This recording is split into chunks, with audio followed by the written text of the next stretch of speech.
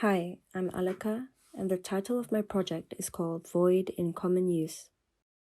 Void refers to city voids such as squares, fields, or courtyards, where the possibility for manifestation or the experimentation with social and political forms are often cancelled when space is designated as private or public.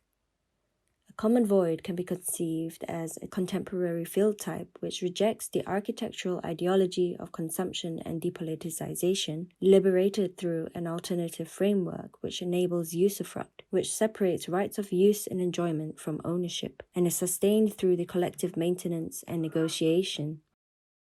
For a pilot study at an existing social housing estate in Peckham, the legal framework of a community land trust is used as a basis to transform the courtyard and peripheral spaces, including an adaptation of the traditional social housing model.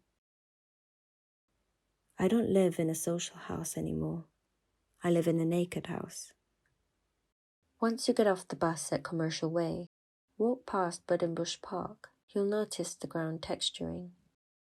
You might hear the noise of Camlet Primary School kids come through one of the openings. Wait by the vegetable garden, I'll give you a tour. You might smell Jen's curry from her kitchen. She often cooks for us.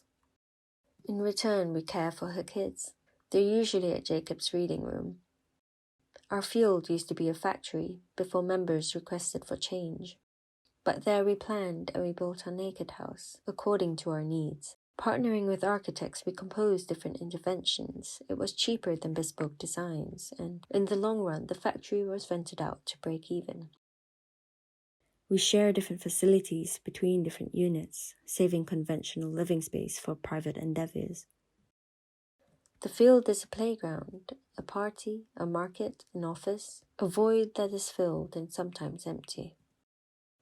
Planning for use often takes place online, but gathering in our meeting room makes life easier, but nonetheless difficult for 106 households and the wider community. Yet we know everyone, mostly over dinner at the communal kitchen.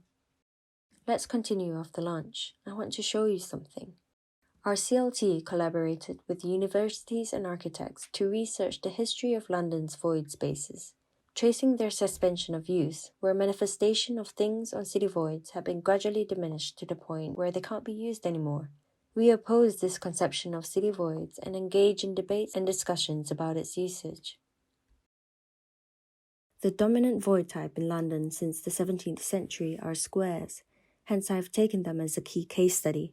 But the dominant type before that was commons and fields, and there seems to be a paradigmatic shift which rendered voids unusable, evident through the progressive manipulation of their morphology, materiality, and architectural elements which were deliberately implemented to control social and political behaviors of the city. Prior to the modern concept of private ownership, the king or lord of the manor may have owned an estate, but the peasant enjoyed usufructuary rights and access to resources sustained through collective negotiations. Various forms of enclosure movements throughout the 15th to 19th century resulted in the displacement of commoners, granting land to lords for wool trade, and parliamentary acts of enclosure legally removed peasants from the commons. Common land, also the origins of Leicester Square and Lincoln's Inn, provided essential resources such as wood for fuel and water from the wells. It facilitated the preservation of traditions, knowledge exchange, and cultural activities. Women's work and domestic activities on the fields such as cooking, washing, and keeping an herb garden were also valued, and their cooperation with other women created a strong sense of female sociality and solidarity.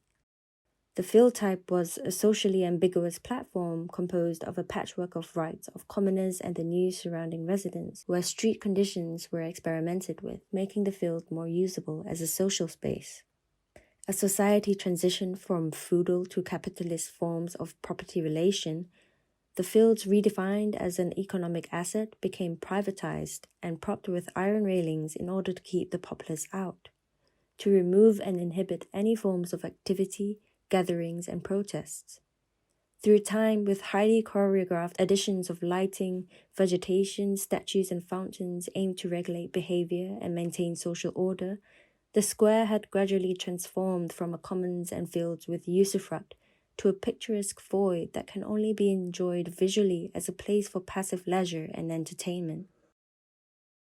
However, during times of crisis, the streets and squares which are not designed to be inhabited long-term become used again, although almost illegally. During the war, they removed railings and transformed the squares into day nurseries, allotments, and air raid shelters, and so on. The Occupy and Extinction Rebellion protest camps recomposed urban voids into self-organized common spaces such as kitchens, libraries, crèches, and places of worship.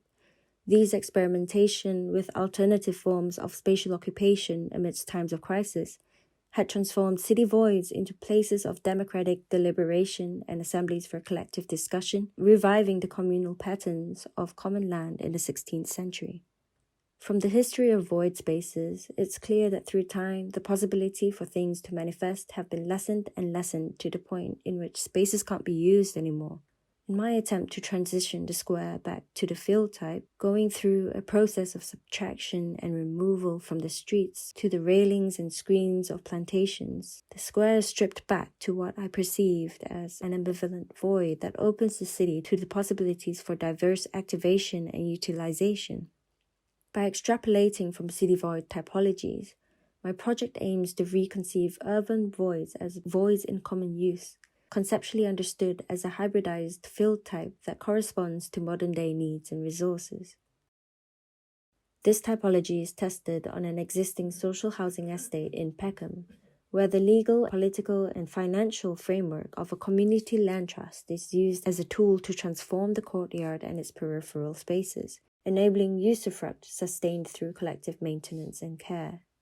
Ideally, this could be treated as vital resources, part of the social housing provisions, funded by local authority and become part of the existing mission statements of councils who aim to build more CLTs. Looking at the existing conditions, space is demarcated physically and visually through the design of the raised vegetation, the obtrusive ground conditions, and the raised air vents to the disused car park below. The ground and the existing architecture is approached similarly, of erasing elements which may cancel use, reconfiguring them to loosen the relationship between interior and exterior in order for the domestic to blur and spill into shared grounds. The Bromyard Tower on the south side is also currently being under demolition, which also calls for the integration of 56 new units in my proposal. The additional housing units required will be composed as naked houses that sit on a structural frame above the existing duplex unit. The ground is re-leveled to improve access and reconfigured through employment of a grid system. The grid was devised from the existing grid of the enclosure, expanded to reach beyond the enclosure towards the streets.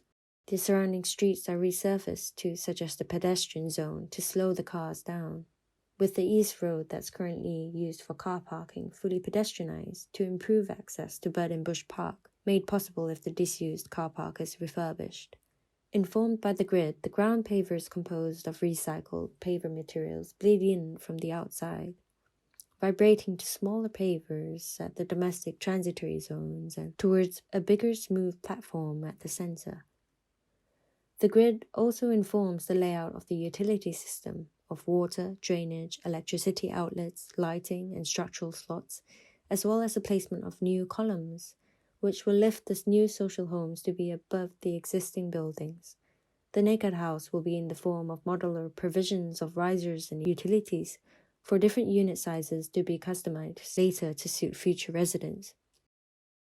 This colonnade of structural framework, which are propped with rotating doors, create an intermediary zone that increases the environmental diversity of the microclimate, acting as a thermal, wind, and sound barrier when closed, but more importantly, when they are open, the residents may start to engage with the architectural elements differently, potentially using them as room-like spaces, allowing different scales of the everyday to bleed into the void. The ground levels of the duplex units have kitchens facing the void at the west row and living rooms from the north and east rows. To further overlap or loosen this threshold between interior and exterior, the kitchen interiors are modified, rotated to provide direct access. The lifting of the buildings above ground enables the ground of the south end to be used for communal facilities of a kitchen, storage units, toilets, and above a multi-use room for communal meetings or other activities. The domestic on floors above is again extended on shared walkways, with a secondary facade of sliding doors of similar functions to the doors below. To summarize, while CLT is used as a tool in a way to decommodify the void, architecture is also contested in the sense that its ambivalence allows for the self-organization and experimentation with domestic forms. Through the usability of the void, another type, which is the social housing model, may also be challenged on a testing ground together with existing types. The presence of shared facilities further supports these possibilities for these modifications. It could be that the bike mechanic who lives there offers to help in repairs as they fully rely on the communal food storage, turning their unused kitchen and dining room to be collectively used for arts and crafts. Residents may decide to share one's living room as their library, as an elderly who lives there appreciates the engagement with younger generations. The nuclear family housing model may remain, as some may decide to not engage with the community. However, they can still contest and negotiate the way that the void is being used, such as preferring a playground over the noise of the naked house construction. From the history of city voids and how, during times of crisis such as the war, it is realized that voids and the relation to domestic space are essential in enabling us to deal and to cope with crisis through the experimentation of alternative social or political forms, through the exchanging or sharing of resources where the aspect of contestation and negotiation are necessary. Since the enclosures, and even today, the city deals with conflicts by shutting down the possibilities for use or to discuss its use. Hence, it's arguable that crisis emanates from the shutting down of voids. We are living in a time of crisis, and it's increasingly urgent that we rethink the way void spaces are being used as the starting point for transformation in its relation to the domestic realm. Thank you.